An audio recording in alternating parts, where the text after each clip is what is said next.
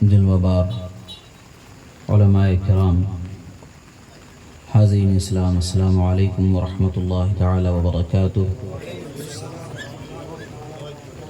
الحمد للہ رب العالمین والعاقبۃ للمتقین، والصلاة والسلام علی سید الانبیاء والمرسلین وعلى آلہ الطیبین الطاہرین واصحابہ المرضیین ومن تبعهم بإحسان إلى یوم الدین۔ اما بعد، فقد قال الله تبارك وتعالى في القرآن المجيد والفرقان الحميد: أعوذ بالله من الشيطان الرجيم، بسم الله الرحمن الرحيم۔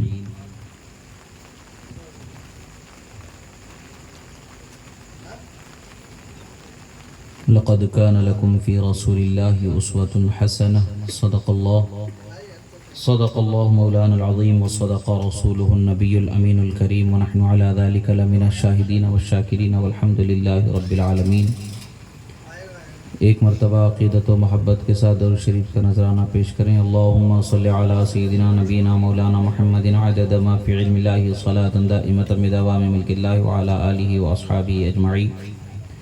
ایک مرتبہ اور نبی اور آل نبی پر درود شریف پڑھیں۔ اللہم صلی علی سیدنا نبینا مولانا محمد عدد ما فی علم اللہ، صلاة دائمة بدوام ملک اللہ، وعلی آلہ واصحابہ اجمعین۔ اللہ رب العزت کا بے پناہ شکر و احسان کہ اللہ رب العزت نے ہمیں اس کے حبیب کریم صلی اللہ تعالی علیہ وسلم کا سچا چاہنے والا بنایا، اور اس کے حبیب صلی اللہ تعالی علیہ وسلم کے سچے دین اسلام پر مضبوطی سے قائم رہنے والا، احکام شریعت پر پابند رہنے والا ایک سچا سنی صحیح العقیدہ مسلمان اللہ نے بنایا۔ یہ اللہ کا فضل و احسان ہے۔ اللہ تبارک و تعالی جب کسی بندے کو نعمت عطا فرمانا چاہتا ہے تو اس پر انعام و اکرام فرماتا ہے۔ حضرات اولیاء کاملین ارشاد فرماتے ہیں: اذا توجہ القلب الی اللہ، جب کسی بندے کا قلب اللہ کی طرف توجہ کرتا ہے، یعنی اللہ کی رضا کی طلب اور اس کی بخشش کی طلب، عنایات و اکرامات و انعامات کی طلب کرتا ہے، تو دو حالتیں اس کے ساتھ ہوتی ہیں۔ ایک، اس دل کے مددگار فوج اسے دے دیتا ہے، اور ایک اور فوج جو ہوتی ہے اس کے اندر نفس کی شہوت اور دوسرے معاملات، یہ دو لشکروں میں جنگ شروع ہو جاتی ہے۔ دو لشکر ہیں انسان کے دل میں، ایک دل کے بھلائی پر مدد کرنے والے لشکر، اور ایک وہ جو انسان کو برائی کی طرف لے جانے والے۔ نفس اور دل کی جنگ شروع ہو جاتی ہے۔ اللہ تعالیٰ جب کسی بندے پر انعام کرنا چاہتا ہے تو اس کے لیے، یعنی قلب مومن کے لیے، انوار و تجلیات سے مدد فرماتا ہے۔ جب اس بندے کے قلب پر انوار و تجلیات کا نزول ہونا شروع ہوتا ہے تو جو نفس کی جنگ، دل سے بھلائی سے روکنے اور اس خیال، اس توجہ الی اللہ سے پھیرنے کی کوشش، جو نفس کا لشکر ہے، شہوت ہے اور حرام کی چاہت ہے، حرام کی لذت ہے، اسے دیتا ہے۔ اور دل کی جو رہبری یا دل کی جو مدد ہوتی ہے وہ انوار ربانیہ سے جو اس کو حاصل ہوتی ہے، حلال کی طلب، اطاعت رب ذوالجلال، اطاعت محبوب ذوالجلال، اور اللہ اور اس کے رسول کے احکام پر پابند ہونا، حرام سے اپنے آنکھوں کو بچا لینا، اپنے دل کی جو غذا ہے وہ حلال سے پوری کرنے کی اسے توفیق ملتی چلی جاتی۔ ایک وقت وہ آتا ہے کہ دل کے انوار و تجلیات سے جو مددگار اسے اللہ تعالیٰ لشکر عطا فرمایا، وہ انوار و تجلیات کا اثر ایسا ہوتا ہے کہ جو نفس کا لشکر ہے وہ نامراد و مایوس ہو کر کے ہار جاتا ہے اور بندہ اللہ کے قرب خاص میں پہنچ جاتا ہے۔ حضرات القدس جسے کہا جاتا ہے، یعنی وہ مقامات جہاں پر درجہ بدرجہ سیر الی اللہ کی منزلیں طے ہوتی ہیں، درجہ بدرجہ اس بندے کو اس منزلوں سے گزرنا نصیب ہو جاتا ہے۔ اب یہ انوار و تجلیات جو بندے کے قلب پر آتے ہیں تو قلب کو اس لائق بنایا جانا ہوتا ہے۔ قلب کو اس لائق بنانے کے لیے قلب کی تقویت اللہ تبارک و تعالیٰ نے انسان کے لیے جو رکھی ہے، بدن کے وہ ایک ایسا حصہ ہے کہ جس سے اسے تقویت یعنی خون وغیرہ جو غذا کے ذریعے اسے تقویت پہنچائی جاتی۔ آدمی اگر غذا کا اہتمام نہ کرے، وہ کچھ کھانا پینا چھوڑ دے تو اس کا دل کمزور ہو جاتا ہے، ایک وقت وہ آتا ہے کہ وہ دھڑکنا ہی چھوڑ دیتا ہے۔ غذا سے دل کو قوی کیا جاتا ہے۔ حضرت شیخ بہاؤالدین زکریہ ملتانی علیہ الرحمت و رضوان ارشاد فرماتے ہیں، گناہ کرنے کے لیے، اللہ کی نافرمانی کرنے کے لیے، حرام کاری میں ملوث ہونے کے لیے کسی شخص کا ولد الحرام ہونا ہی ضروری نہیں ہے۔ حرام کی اولاد ہوگا تبھی وہ حرام کام میں گھرے گا، ایسا ضروری نہیں ہے، بلکہ کبھی کبھی حرام غذا اپنے پیٹ میں پہنچ جانے سے اس حرام غذا سے تقویت پا کر کے آگے آپ کی نسلیں جو جاری ہوتی ہیں وہ نسلیں حرام کاری میں گرتی چلی جاتی ہیں۔ اس لیے حضرت بہاؤالدین زکریہ ملتانی رحمت اللہ تعالی علیہ فرماتے ہیں، اپنے آپ کو اور اپنی بیوی بچوں کو حلال غذا کھلانے کا اہتمام کرو۔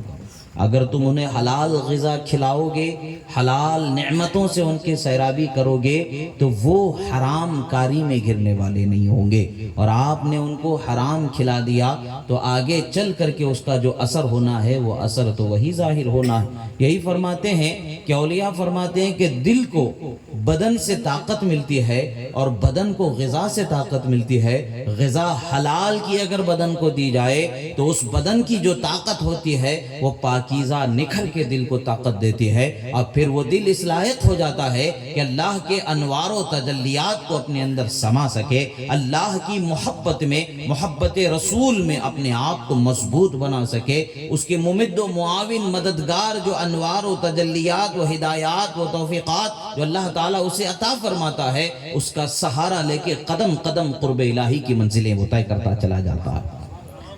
اور آج ہمارا حال ہی الگ ہے، آج ہمارے گھروں میں ہم برکتوں کے طلبگار بنے زندگی گزار رہے ہیں۔ ایک چیز میں آپ حضرات کو بڑے افسوس کے ساتھ عرض کرنا چاہوں گا کہ کوئی بہت ہی کم وہ لوگ ملتے ہیں جن کو دیکھ کر کے ہمیں سکون ہوتا ہے کہ بھئی یہ طالب حق ہو کر کے ہمارے پاس آیا، مگر 99% افسوس کی بات ہے۔ اس لیے کہہ رہا ہوں کہ آپ غلط ہیں، میں صحیح ہوں، معاذ اللہ ایسا نہیں، مجھ میں بھی ہزاروں غلطیاں ہو سکتی ہیں، میں خود سے بہتر آپ حضرات کو تصور کرتا ہوں حضرت خواجہ نظام الدین اولیاء محبوب الہی رضی اللہ تعالیٰ عنہ کے قول مبارک کے روشنی میں آپ فرماتے ہیں، کسی شخص کو اپنے سے بہتر ہی سمجھو، خود کو اس سے بہتر نہ سمجھو، جو کوئی بھی ہو، اگرچہ وہ گناہگار ہو، اگرچہ تم متقی و پرہیزگار ہو سکتا ہے کہ یہ تمہاری آخری نیکی ہو سکتا ہے کہ وہ اس کا آخری گناہ ہو، اس کے بعد اس کی منزل کیا ہوگی خدا جانے، ہمیں کیا معلوم۔ حضرت بشر حافی بھی تو نکلے، نہ جانے کیسے کیسے اولیاء نکلے، حضرت فضیل ابن عیاض کیسے کیسے نکلے، کسی کسی کی وہ غلطی کہ جن کے غلطیوں کو دیکھ کر کے زمین لرز جائے، مگر ایک وقت وہ آتا ہے کہ ان کے وجود سے زمین کا وجود قائم ہو جائے، وہ مقام پر پہنچ جائے، زمین گھبرا جائے ان کے وجود سے کہ کہیں خدا کا قہر مجھ پر نہ نازل ہو جائے، مگر ایک وقت وہ بھی آتا ہے کہ زمین ان پر نازاں ہوتی ہے، ان کا وجود جب تک سلامت ہے تو خدا کی رحمت ہی رحمت مجھ پر برسنے والی ہے۔ یہ ہستیاں جو گزری، ایک وقت تھا جو گناہ میں گزرا، مگر ایک وقت وہ تھا کہ وہ گناہ ہی ان کا آخری ہو گیا، خدا کا قرب انہیں حاصل ہو گیا۔ یہی وہ طریق ہے جو اہل اللہ ہمیں دیتے ہیں۔ آج ہمارے پاس انانیت، مغرور ہونا اس قدر عام ہو گیا ہے کہ ہم نہ اپنے ماں باپ کو خاطر میں لاتے ہیں، نہ اپنے اعلیٰ اولاد کو خاطر میں لاتے ہیں، نہ اپنے اساتذہ کو ہم خاطر میں لاتے ہیں، نہ ہم اپنے پیر و مرشد کو خاطر میں لاتے ہیں، کسی کو ہم خاطر میں نہیں لاتے، خاطر میں صرف خود ہم اپنے آپ کو رکھتے ہیں۔ اگر استاذ اگر آپ کو نصیحت کر دے، ڈانٹ دے کہ کیا بےہودگی ہے، کیا طریقہ ہے، کیا تم اس غلط راستے پر جا رہے ہو، تو استاذ کی دشمنی دل میں آ جاتی ہے، اور باپ ڈانٹ دے تو باپ کی دشمنی آ جاتی ہے، پیر ڈانٹ دے تو پیر کی نفرت دل میں آ جاتی ہے۔ فیض و رحمت اور برکتوں کو کیسے حاصل کریں گے؟ یہ تو وہ ہے جو نفس کی جو جنگ ہے دل سے انوار و تجلیات کو روکنے والی، یہ ہمارا دوسرا لشکر جو ہمارا دشمن ہے، ہمارے وجود میں ہے، وہ لشکر غالب ہوتا نظر آ رہا۔ اس لشکر کو اگر ہرانا ہے تو قلب کو صاف و ستھرا رکھنا ہے، ہر نصیحت کو قبول کرنا ہے، خواہ وہ نصیحت کرنے والا کوئی چھوٹا بچہ ہی کیوں نہ ہو۔ میں نے ہمارے بزرگوں کو دیکھا ہے، اگر کوئی بچہ انہیں نصیحت کر دیتا، یعنی نصیحت کیا کہیں گے خیال دلا دیتا، کبھی غفلت سے ایسا ہوتا کہ میں نے اپنے والد ماجد کو دیکھا ایک مرتبہ کہ آپ کسی مسئلے پر گفتگو کرتے ہوئے تشریف لے جا رہے ہیں، اتفاق سے اصل میں مسئلہ یہ تھا کہ چپل ٹیڑھے میڑھے ہو گئے تھے، بائیں پیر سے چپل کو وہ سیدھا کر رہے تھے، پہن نہیں رہے تھے بلکہ چپل کو وہ سیدھا کر رہے تھے۔ ایک چھوٹا سا بچہ نے دیکھا، اس نے کہا کہ اس نے سمجھا کہ چپل پہن رہے ہیں، حالانکہ وہ چپل سیدھا کر رہے تھے، مگر اس بچے نے کہا کہ صاحب بائیں پیر سے آپ پہن رہے ہیں۔ والد صاحب نے اس کو ہی نہیں کہا کہ میں سیدھا کر رہا ہوں، بیٹا تمہیں غفلت ہوئی، ارے بھول ہو گئی بیٹا، میں سیدھے پیر سے پہنتا ہوں۔ یعنی اس بچے کو حوصلہ دیا، یعنی اچھی بات کی بولنے پر اس کے حوصلے کو نہیں توڑا، جبکہ ہم بھی جانتے ہیں، وہ بھی جانتے ہیں، سبھی جانتے ہیں، سیکھا انہی سے ہے، سمجھا انہی سے ہے، مگر ان کو اس وقت پر اس نے غافل پایا تو توجہ دلا دی، تو اس کے اس خیر کے قدم کو، اس کے اس نیکی کی رغبت کو مایوسی کی طرف نہیں پھیرا، بلکہ حوصلہ دے کر کے، پیٹ تھپ تھپا کر کے، ماشاءاللہ سبحان اللہ، بہت اچھے اس کو دعائیں دے کر کے گزرے۔ بعد میں ہم نے پوچھا کہ ماں میں نے تو دیکھا کہ آپ چپل سیدھا کر رہے تھے، کہہ سکتے تھے؟ بولے نہیں، کہہ سکنے کو تو کہہ سکتے تھے، مگر کہہ دیتے تو اس کا حوصلہ ٹوٹ جاتا۔ بھلائی کی ترغیب دینا، لوگوں کو بولنے سے وہ رہ جاتا ڈر کر، سہم کر کے، کہیں میں غلط تو نہیں بول رہا ہوں، کہیں میں ان کو برا تو نہ لگ جائے، یہ سوچ کر کے بھلائی کی تعلیم دینے سے وہ رہ جائے گا۔ یہ سوچ ہمارے بچوں میں ہمیں دینا ہے کہ بھلائی کی تعلیم دینا ان کا حق ہے، بھلائی کی طرف ترغیب دلانا، توجہ دلانا، یہ ان کا حق ہے۔ اللہ تعالیٰ نے امت محمدیہ کو حق عطا فرمایا ہے۔ تأمرون بالمعروف، اللہ تبارک و تعالیٰ نے امت محمدیہ کی شان بیان فرمائی، نیکی کی ترغیب دینا، بھلائی کی ترغیب دینا، نیک چیز کی طرف بلانا، اور ان کا کوئی غفلت سے ہو سکتا ہے بحیثیت انسان، کسی انسان سے بڑے بزرگ سے کوئی معاملے میں، کسی معاملے میں چوک ہو سکتی ہے، بھول ہو سکتی ہے، مگر اس وقت پر توجہ دلا دیا جانا اس بچے کے لیے رحمت کا سبب ہوتا ہے۔ بزرگوں کی دعاؤں سے، ان کے قلب سے خلوص کے ساتھ جو دعا نکلتی ہے، اس کے نیک ہونے کی دلیل بنا دی جاتی۔ اور آج ہمارا ماحول ایک بنتا جا رہا ہے، ہر کوئی قریب ہونا چاہتا ہے، علماء سے مصافحہ کرنا چاہتا ہے، مشائخ سے مصافحہ کرنا چاہتا ہے، دست بوسی کرتا ہے، قدم بوسی کرتا ہے، سب اپنی اپنی محبت و عقیدت کو پیش کرتے ہیں، مگر منشا، مقصود ہمارا اول ترین مطمع نظر جو ہوتا ہے وہ کیا ہوتا ہے؟ ہمارے گھروں میں برکت آ جائے، پریشانیاں ٹل جائیں، پریشانیاں رزق کے ختم ہو جائیں۔ ہمارا مطمع نظر بہت کم ہوتا ہے کہ خدا ہم سے راضی ہو جائے، آخرت میں ہمیں یہ محبت کام آ جائے، ہمیں آخرت کی فکر کی طرف یہ محبت لے جانے والی ہمیں ایسی میٹھی مٹھاس ہمارے دل میں اتر جائے کہ اس کے سوا کوئی فکر ہی ہمارے پاس نہ باقی بچے۔ مگر ہم یہی ہوتے ہیں کہ ہم قریب چاہتے ہیں، دعا بھی کراتے ہیں، یہی دعا کراتے ہیں، ہم میں پریشان، ہماری پریشانیاں دور ہو جائیں، رزق کی پریشانی، فکر کی پریشانی، بیماری کی پریشانی وغیرہ، یہ سب چیزیں ثانوی حیثیت رکھتی ہیں۔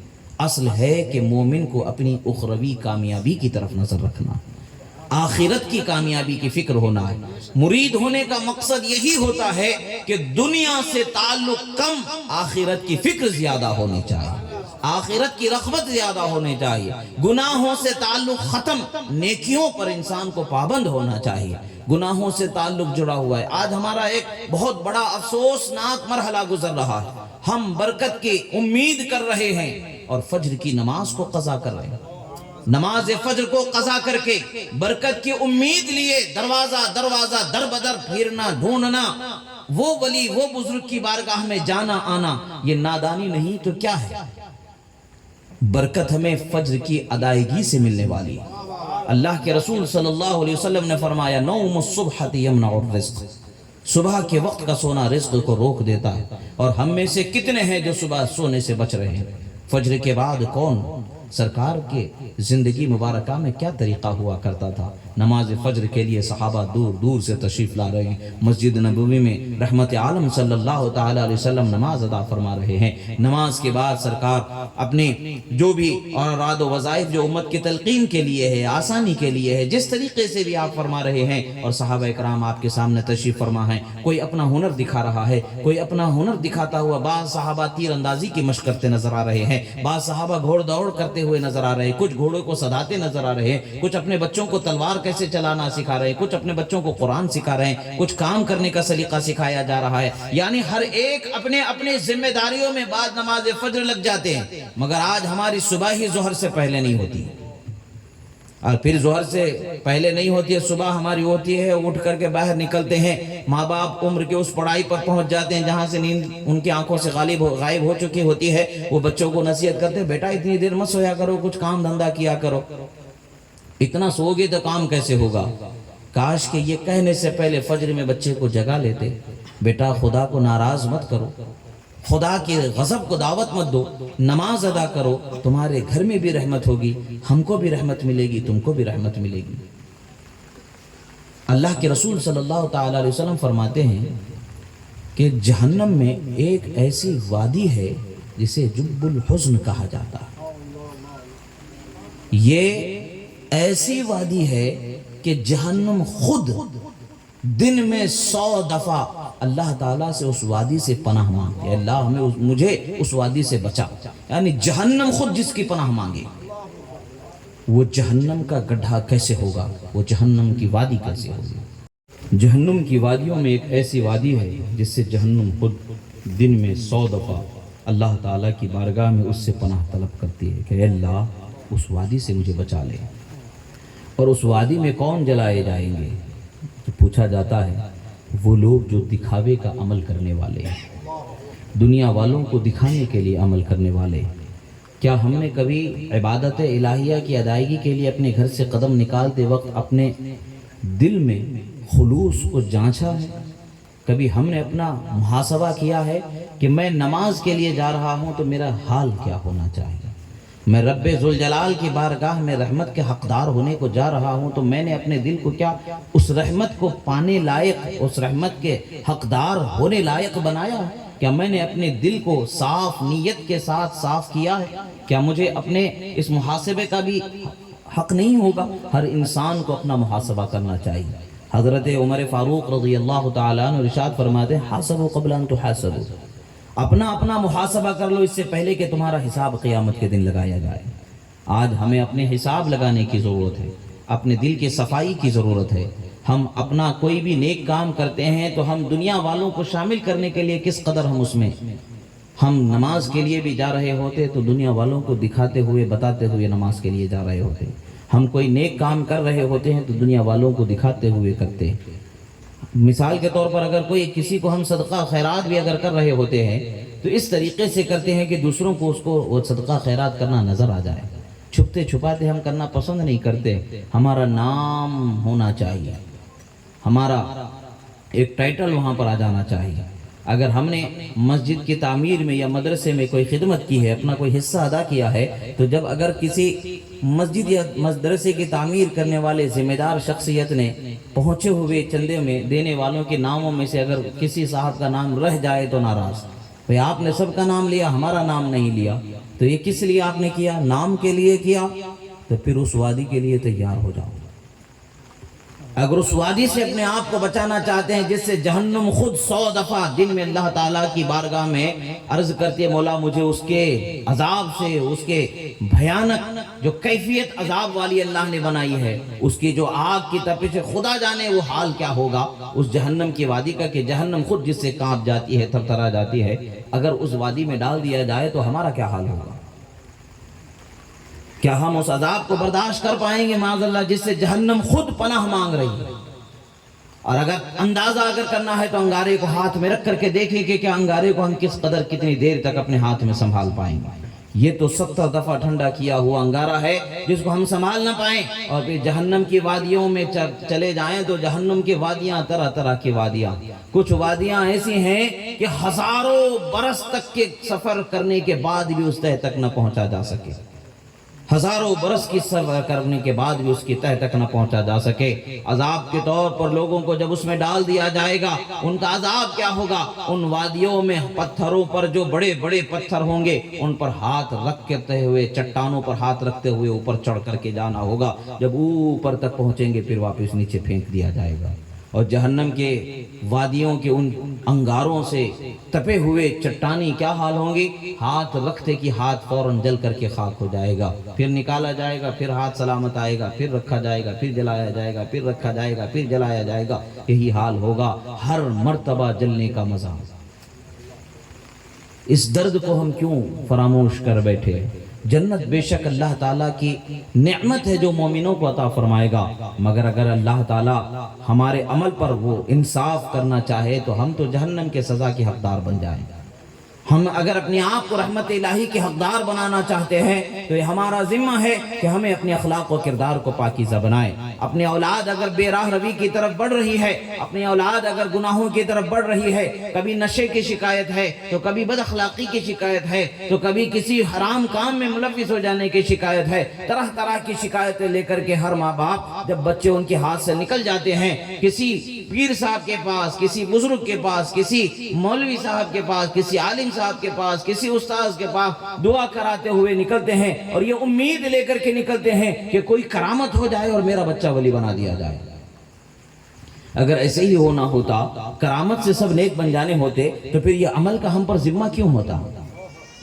رسول اللہ صلی اللہ تعالیٰ علیہ وسلم نے امت کی بخشش کی جو دعا فرمائی ہے، وہ دعا ہی سے ہم سارے ولی بنا دیے جاتے، مگر اللہ تبارک و تعالیٰ نے ہمیں دنیا دار الاسباب عطا فرمایا ہے، اور دار الاسباب میں زندگی گزارنے کے قاعدے قانون اور کچھ ذمہ داریاں، کچھ فرض اللہ تبارک و تعالیٰ نے ہم پر لازم فرمائے ہیں، ہم پر ضروری رکھے ہیں۔ ان دار الاسباب میں زندگی گزارنے کے جو اصول و قواعد اللہ تعالیٰ نے بتائے ہیں، جسے ہم شریعت مطہرہ کہتے ہیں، اس پر پابندی کر کے ہی ہم اللہ کی رحمت کو حاصل کر سکتے ہیں۔ نیک اگر بننا ہے، نیک اگر ہمیں کامیابی، نیکی کی کامیابی اگر ہمیں حاصل کرنا ہے، قاعدہ شریعت پر ہی پابندی کر کر کے ہمیں زندگی کی کامیابی مل سکتی ہے۔ آج ہمیں چھوٹا سا موبائل استعمال کرتے ہیں، اور موبائل کے استعمال کرنے کے لیے ہمیں جو قاعدہ قانون، جو ضابطہ موبائل بنانے والی کمپنی بتاتی ہے، اس سے بال برابر نہ ادھر جاتے ہیں نہ ادھر آتے ہیں، برابر کون سے ایپ کو کیسے طریقے سے استعمال کرنا ہے، فون کی حفاظت کس طریقے سے کرنا ہے،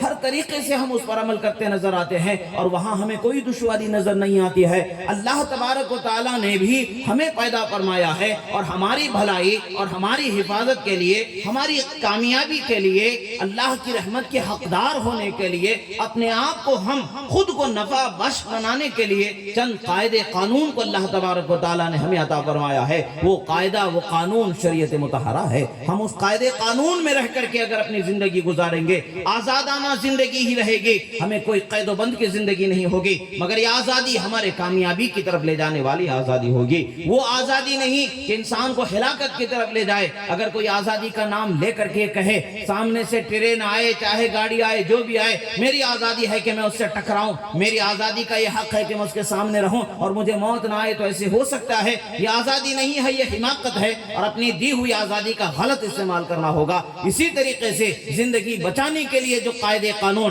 انسانی زندگی کی قدر و قیمت کو بتانے والے قاعدے قانون، ہر حصہ زندگی کا کوئی حصہ ہمارا ایسا نہیں ہے جس کو شریعت مطہرہ نے بیان نہ فرمایا ہو، کوئی حصہ ایسا نہیں ہے جس کو شریعت مطہرہ نے گزارنے کا سلیقہ نہ بتایا ہو۔ شرط تو یہ ہے کہ ہمیں اس قانون سے اپنے آپ کو جوڑنے کی ضرورت ہے۔ شریعت مطہرہ کے قانون سے جب ہم اپنے آپ کو جوڑ لیں گے، نہ ہمارے گھر میں اولاد بگڑی ہوئی نکلے گی، نہ ہمارے گھر کے ماحول بگڑے ہوئے بنیں گے، نہ ہمارے گھر کے اندر بے راہ روی ہونے لگے گی۔ ہم خود زندگی گزار رہے ہیں، ایسی زندگی کہ جس کا کوئی بیان ہی نہیں کر سکتے۔ حضرت امام شافعی رضی اللہ تعالیٰ عنہ فرماتے ہیں، یہ ان کے زمانے کے لوگوں کے احوال آپ بیان فرما رہے ہیں، تو آج کے زمانے کا کیا حال ہوگا؟ آپ فرماتے ہیں لوگوں کو مہذب بنا دینا جانوروں کو مہذب بنانے سے زیادہ مشکل ہے۔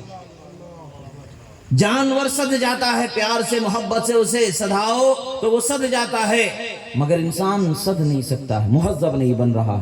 جبکہ انسان وہ ہے کہ جس کو مہذب ہونا، تہذیب یافتہ ہونا، یہ اسی کا حق ہے، اسی کی شان ہے۔ اللہ تعالیٰ نے اسے تہذیب و ثقافت والا بنایا ہے، مگر افسوس کی بات ہے کہ ہم اس قدر بگڑتے چلے جا رہے ہیں، اس قدر بے راہ روی کا شکار ہوتے چلے جا رہے ہیں کہ آج ہمارے پاس کوئی اخلاق، کوئی کردار باقی نہیں بچے، برائیوں کے سوا ہمارے اندر کوئی نہیں باقی بچا۔ آج ہمارے گھر میں ہر بچہ یہ خواہش کرتا ہے کہ اس کے باپ ایسے ہوں جیسا کہ صحابہ اکرام یا اہل بیت اکرام ہوا کرتے تھے۔ حضرت مولا علی جیسا باپ جب ہم چاہتے ہیں تو حسنین کریمین جیسی اولاد بھی اپنے آپ کو بننا ہوگا۔ اور شوہر چاہتا ہے کہ میری بیوی میری فرما بردار ہو جائے۔ بڑے قصے سنائیں گے جا کر کے خاتون جنت کی فرما برداری کی، اور دیگر امہات المومنین کے اور صحابیات رسول صلی اللہ تعالی علیہ وسلم رضی اللہ عنہم کے واقعات سنائیں گے، ان کو بتائیں گے یہ دیکھو یہ دیکھو۔ جب ہم اپنی بیوی کو خاتون جنت کی اخلاق کے اور کردار کا مکمل نمونہ چاہتے ہیں تو یہ ہمارا ذمہ ہے کہ ہم بھی حضرت مولا علی کے اخلاق و کردار کا مکمل نمونہ ہو جائے۔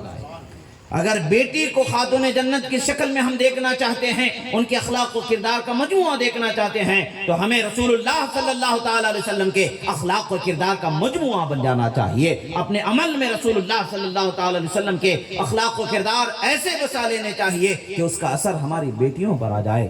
آج ہمارے پاس یہ حال ہی نہیں ہے۔ ہم خواہش تو ضرور کرتے ہیں کہ واقعات کربلا میں حضرت زینب کا واقعہ سنیں، حضرت ام رباب کا واقعہ سنیں، یا حضرت شہر بانو کا سنیں، یا حضرت سکینہ کا، یا اور بزرگ ہستیوں کا ہم واقعہ سنیں تو ہمیں تمنا تو ضرور ہوتی ہے کہ ہماری بچیاں بھی ایسی ہو جائیں۔ تو کہ ہمارے لیے صرف تمنا کرنے سے کام نہیں چلتا ہے، ہمارے لیے عمل کے میدان میں قدم بڑھانا ضروری ہے۔ جب ہم چاہ رہے ہیں کہ ہماری اولاد حسنین کریمین جیسی ہو جائے، با ادب، با اخلاق، با کردار ہو جائے، تو ہمارا یہ ذمہ ہے کہ ہم بھی حضرت مولا علی کے اخلاق کو اپنا آئینہ اپنی زندگی کے اندر ان کے اخلاق و کردار کو اپنی زندگی میں ایسے بسا لیں کہ ہم ان کے اخلاق و کردار کا نمونہ بنے نظر آئیں۔ اسی طریقے سے ماں اگر اپنے بچوں کو اپنے فرما بردار چاہتی ہے، حضرات حسنین کے جیسے ہو یا دیگر صحابہ کرام رضوان اللہ علیہم اجمعین کے بچوں جیسے، تو ہمیں ضروری ہے کہ وہ پاک ہستیاں جن کو صحابیات کہا جاتا ہے، اہل بیت اطہار کی اولو العزم ہستیاں جنہیں کہا جاتا ہے، خواہ وہ امہات المومنین ہوں، خواہ وہ صحابیات ہوں، یا خواہ خاتون جنت ہو، ان کے کردار کو اپنے کردار میں بسا لینا ضروری ہے۔ اگر ہم نیکی کا اپنے اندر یہ تصور رکھتے ہیں کہ ہمارے اولاد ہمارے ساتھ یا ہمارے تابع جو لوگ ہیں وہ ہمارے ساتھ بھلائی کریں، تو ہمیں ان کے رہبری کو اللہ تعالیٰ نے، ان کے خیال کرنے کو، ان کے ذمہ داریوں کو پورا کرنے والا جب اللہ نے ہمیں بنایا ہے تو ہمیں ذمہ دار ایسا بننا ہے جس کی ذمہ داریوں کے پورا کرنے پر اس کے تحت رہنے والوں نے یہ حق ادا فرمایا ہے۔ ہمیں رسول اللہ کے اخلاق کو اپنانا ہے، خلفائے راشدین کے اخلاق کو اپنانا ہے، صحابہ کرام کے اخلاق کو اپنانا ہے، اہل بیت اطہار کے اخلاق کو اپنانا ہے، صوفیاء کاملین، اولیاء کاملین کے اخلاق و کردار کو اپنانے کی ضرورت ہے۔ مگر آج ہم تو چاہتے یہی ہیں کہ ہماری بیوی بڑی نیک ہو، ایسی ہو کہ 5 وقتہ نمازی ہو، قرآن کی تلاوت کرنے والی ہو، بچوں کو اچھی تعلیم دینے والی ہو اور ہماری خدمت کرنے والی ہو، ایک وقت کی بھی ہماری خدمت میں کپڑے کو پریس کر کے رکھے بغیر بھی نہ رکھنے والی ہو، اس کے بٹن ٹوٹے ہوں تو اس کے بٹن کو برابر جوڑنے والی ہو، یعنی ہماری ہر ضرورت ہمارے کہنے سے پہلے پوری کرنے والی ہو، ہمارے گھر میں خیال کرنے والی ہو، ماں باپ کا خیال کرنے والی، بچوں کا خیال کرنے والی، رشتہ داروں کا، جو بھی آنے جانے والے مہمان، سب کا خیال کرنے والی، یہ خواہش سب کو ہوتی ہے۔ اس میں اگر تھوڑی سی بھی کمی ہو جاتی ہے تو اس کے حقوق اسے یاد دلائے جاتے ہیں، یہ تیرا حق تھا تو نے نہیں کیا، یہ تیرا حق تھا تو نے نہیں کیا، یہ تیرا حق تھا تو نے نہیں کیا۔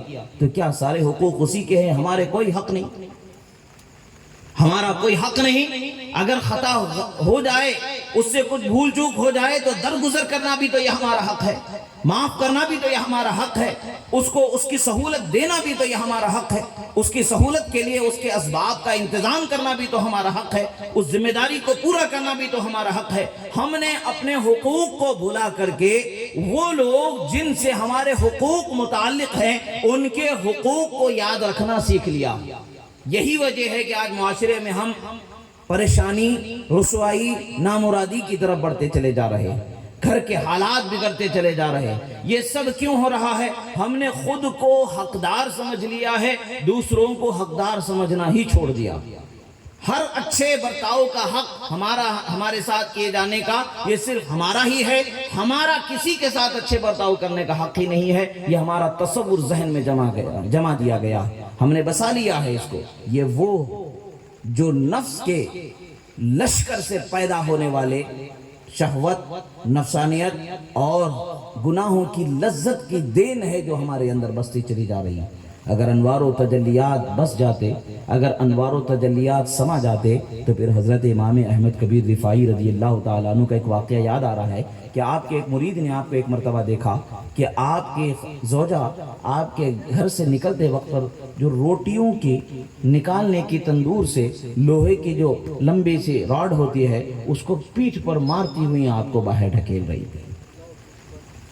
امام احمد کبیر رفاعی رضی اللہ تعالیٰ عنہ ایسے ولی کامل ہیں، آج بھی ان کا نام لینے والا بڑے بڑے راڈ کو ادھر سے ادھر گھسا دیتا ہے، زندگی اس کو کچھ نہیں ہوتا. نام یہ سہارا ہے. اتنے 100 سال بعد بھی ان کا نام لینے والا موت سے ایسے لڑکے نکل جاتا ہے کہ موت خود حیران ہو جاتی ہے. وہ مقام اسے ان کو حاصل ہے تو وہ ان کی بیوی پیٹھ پر راڈ سے مارتے ہوئے باہر ڈھکیل رہے. وہ مرید تھا، بڑا عاشق صادق تھا. آ کر کے دیکھا جو مرید سامنے بیٹھے ہوئے تھے سر جھکائے ہوئے، بڑا آگ بگولا ہوا. اس نے کہا کیا حال ہو گیا تمہارا؟ یہ شیخ کے ساتھ ایسا کرے، واقعہ کیا ہوا؟ اس سے قبل ایک شب انہوں نے رات میں خواب دیکھا جس میں حضرت امام احمد کبیر رفاعی رضی اللہ تعالیٰ عنہ کے مقام ولایت، جسے غوثیت اور قطبیت کا مقام کہا جاتا ہے، اس مقام کے کیسے اعلیٰ مسند نشین ان کو بنایا گیا ہے، وہ مقام ان کو خواب میں دکھایا گیا تھا. صبح خوش خوش ہو کر کے حاضر ہوئے تاکہ وہ مقام دیکھ لیے جانے کی اپنی سعادت مندی کی خبر مرشد کی خدمت میں عرض کر دیں کہ حضور میں نے یہ دیکھا ہے آپ کے متعلق سے، اللہ نے مجھے اس کے حبیب کے صدقے میں یا آپ کے صدقے میں یہ نعمت سے سرفراز فرمایا کہ آپ کے مقام کو مجھ پر ظاہر فرما دیا. یہ تمنا لے کر کے آئے تو دیکھتے ہیں کہ بیوی مار کے باہر بھگا رہی ہیں، اور حضرت امام احمد کبیر باہر خاموشی سے آ جاتے ہیں، کچھ نہیں بولتے. جو مریدین خاموش بیٹھے ہوئے یہ آئے، کہتے تم جانتے بھی ہو کہ کون ہے، تم کیسے برداشت کر رہے ہو اس چیز کو؟ وہ کہتے ہم کچھ نہیں کر سکتے، حضرت نے اس کا مہر بہت زیادہ باندھا ہے، اور اتنا مہر ہے کہ ہم مدد بھی نہیں کر سکتے. اس زمانے کے 4 لاکھ ایسا کچھ تھا کہ اتنا بڑا مہر حضرت نے رکھا. اب وہ مہر ادا کریں گے تو ہم اس سے پیچھا چھڑا سکتے ہیں، مہر نہیں دیا گیا، آپ کیا کریں گے؟ وہ اپنے گھر جاتا ہے، سارا مال و متاع جمع کرتا ہے، جتنا مہر باندھا گیا تھا وہ سارے مہر کا پیسہ لے کر آتا ہے، حضرت کی جھولی میں ڈال دیتا ہے. کہتا ہے حضرت یہ میری جمع پونجی جو کچھ میں نے رکھا تھا آپ کی بارگاہ میں حاضر ہے، اسے قبول فرما لیں، مہر ادا کر دیں، آپ کے ساتھ برا سلوک کرنے والی عورت کو آپ چھوڑ دیں. آج بھی ہوتا ہے، کچھ چھوٹی موٹی شوہر بیوی کے درمیان کچھ چرخلش ہو جاتی ہے تو جتنے خاندان کے بڑے بوڑھے سب ہوتے ارے وہ بہت بے ادب و غصہ، چھوڑ دے فوراً اس کو، بھیجا دے اس کو، بیٹھا دے اس کو اپنے مائکے میں. یہ ہوتا ہے، مگر اہل اللہ کی تعلیم یہ نہیں ہوتی ہے، اللہ والوں کی تعلیم یہ نہیں ہوتی ہے. اللہ والوں کی تعلیم الگ ہوتی ہے. حضرت امام احمد کبیر رفاعی نے کہا یہ آپ مجھے میری مرضی سے استعمال کرنے دیتے ہیں تو ٹھیک ہے، نہیں ہے تو آپ لے جائیے، آپ لے جائیے. کہتے حضور میں بھی آپ کا، میرا مال بھی آپ کا، میرا تن من ہر حصہ ہر چیز آپ کی، آپ جیسا چاہیں ویسا اس کا استعمال کریں. حضرت نے پورے مال کو جتنے فقراء بیٹھے تھے سب پر تقسیم کر دیا، جاؤ. اب یہ حیران بولے حضرت وہ ظالم عورت سے میں آپ کو چھڑانا چاہتا تھا، آپ تو بجائے اس کا مہر ادا کر کے اس کے چھوڑنے کے سارا مال تو تقسیم کر دیا. حضرت فرماتے ہیں کہ میاں اگر میں اس کے اس سلوک پر صبر نہ کرتا تو وہ مقام جو کل آپ دیکھ کر کے آ رہے ہو وہ مقام مجھے تھوڑی ملتا. وہ مقام مجھے عطا فرمایا گیا ہے تو ایسے آزمائشوں سے گزرنے کے نعمت ہی پر اللہ تعالیٰ نے عطا فرمایا، اس کے بدلے ہی میں عطا فرمایا. اگر کوئی آزمائش ازدواجی زندگی میں آ جاتی ہے تو پریشان ہونے کی ضرورت نہیں ہے. اللہ تعالیٰ آپ کے ساتھ انعام کا ارادہ فرماتا ہے، اکرام کا ارادہ فرماتا ہے. اس آزمائش پر صبر کر کے اچھے اخلاق کا مظاہرہ کر کے گزر جائیں گے تو اللہ تعالیٰ آپ کو اس بلندی پر پہنچا دے گا جس کا آپ تصور بھی نہیں کر سکتے. یہ ہمارے معاشرے کی ضرورت ہے جس کی طرف ہمیں توجہ کرنے کی ضرورت ہے. اس کا یہ مطلب نہیں کہ ہماری بہنیں اپنے شوہروں کو ڈنڈوں سے راڑوں سے پیٹنا شروع کر دے. یہ ان کا فرض ہے کہ اطاعت گزار فرما بردار بن کر کے رہیں. یہ وہ ساری چیزیں ہیں جس کی ہمیں آج ضرورت ہے معاشرے کے اندر۔ ایک بات یاد رکھیں، حضرت محبوب الہی کا فرمان کہ وہ فرماتے ہیں کہ جس کسی کو بھی دیکھو اپنے سے بہتر ہی جانو، اگرچہ وہ گناہگار ہے، اگرچہ تم نیک متقی ہو، تمہارے نیکی کی ہو سکتا ہے کہ وہ آخری گھڑی ہو، اس کے بعد کوئی نیکی نہ کر سکو، موت آ جائے، ہو سکتا ہے کہ اس کی آخری وہ غلطی ہو، اس کے بعد وہ کوئی اور غلطی نہ کرے، نیک بنا دیا جائے، خدا کا مقرب بنا دیا جائے۔ آج اس کی حقارت کرو گے تو کل پچھتانا پڑے گا، آج خود پر مغرور ہوگے تو کل پچھتانا پڑے گا۔ یہ ہماری زندگی گزارنے کے چند سلیقے ہیں۔ بارش ہو رہا ہے، گفتگو کو مزید میں آگے بڑھانا مناسب نہیں سمجھتا ہوں۔ آپ لوگ بھی بڑی مشقت کے ساتھ ان چیزوں کو سن رہے ہیں، کہنے میں، سننے میں، بولنے میں، سمجھنے میں، سمجھانے میں جو بھول چوک غلطی ہوئی، اللہ تعالیٰ سے میں معافی مانگتا ہوں، توبہ کرتا ہوں، اللہ تعالیٰ میرے اس غلطی کو معاف فرمائے۔ اقول قولی ھذا استغفر اللہ لی ولکم ولسائر المؤمنین وما علینا الا البلاغ المبین۔ السلام علیکم ورحمۃ اللہ۔